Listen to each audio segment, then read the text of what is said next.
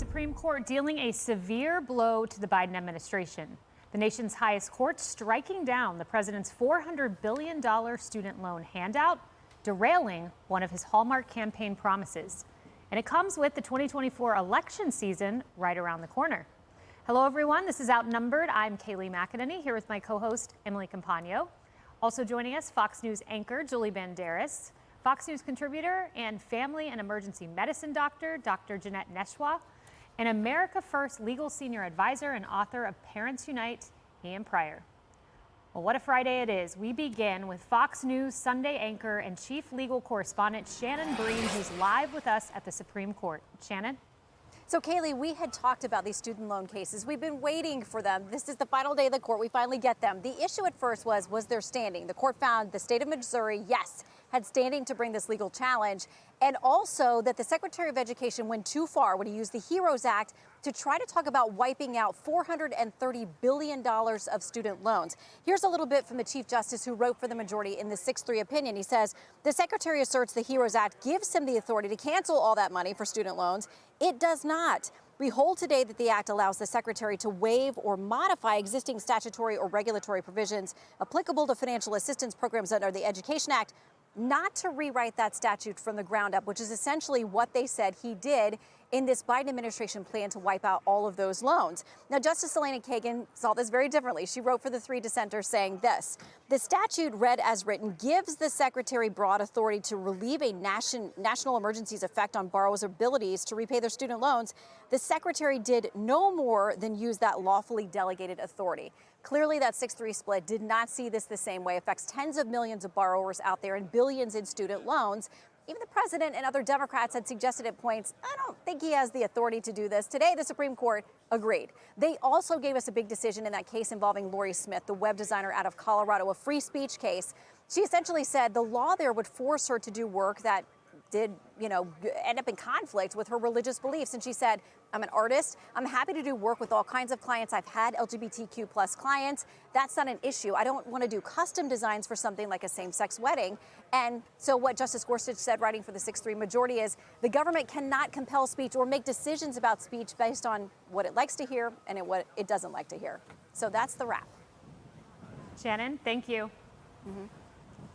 Emily, you and I have predicted this for some time. The court has said Congress must speak clearly on an issue of vast economic or political significance, and they've struck down the Biden administration for overreach on several issues: environmental regulations, eviction moratoriums, vaccine mandates, and now student loan debt forgiveness. That's right. And keep in mind that you and I have talked a lot about the major questions doctrine, obviously, in which the Supreme Court always says, look, in matters of administrative law, the courts are going to presume that no, Congress is not delegating all of a sudden authority to the executive branch on issues of major political or economic importance, meaning everyone rest assured your vote still matters. The president did not become a king overnight. And that's exactly what this president tried to do. I'll start with the student loan forgiveness for a second.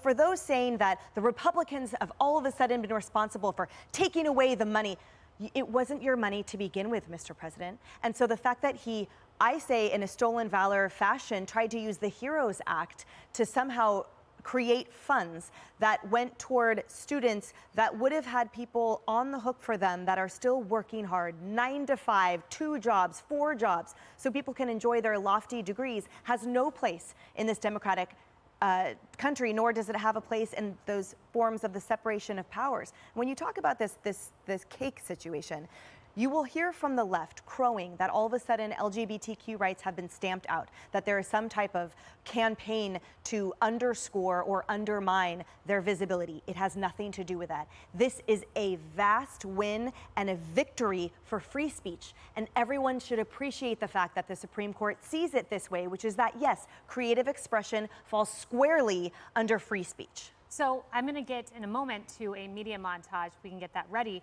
But on that point about this free speech, it is not about sexual orientation, Ian, and that was made clear. This is about freedom of speech under the First Amendment. Justice Gorsuch said this: tolerance, not coercion, is our nation's answer. The First Amendment envisions the United States as a rich and complex place where all persons are free to think and speak as they wish, not as the government demands. Okay, so that's what this was about. CNN seems to think this was about Jim Crow, and then we have some other reaction to some other Supreme Court cases They're absolutely losing it. Watch.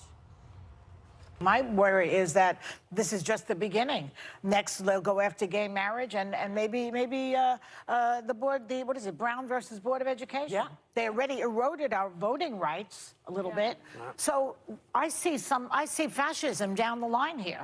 The Supreme Court has upset a 45-year precedent, ruling it unconstitutional for universities to consider race in admissions. Is this leading to no women in colleges soon? Who knows? A lot of people worrying about things like Jim Crow. Could somebody decide that they want black folks to come in the back door because they don't want them in their store? I mean, how far might this go?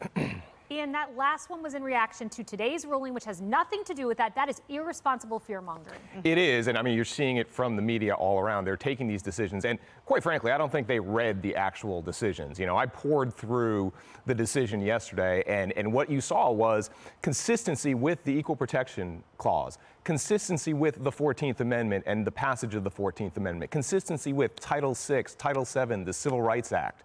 Okay, what they are doing is reading off of a script that has been provided to them by the left. And with today's decision, with respect to compelled speech, they're talking about, well, where does this go? Well, where does this go? It's not going to go in the direction that they're talking about. Just today, Michigan is now passing a law saying it's a felony, punishable by up to $10,000 if you get someone's pronouns wrong. That is fascism. That is anti-free speech. This isn't about protecting people. This is about, compelling speech and demanding that people comply with your viewpoints, and that is not what America is about. You know, back to student loan forgiveness. Yesterday, Julie, I mentioned, we were having Biden on to talk about affirmative action. We aired his remarks, and I said, is he going to talk about the MAGA justices?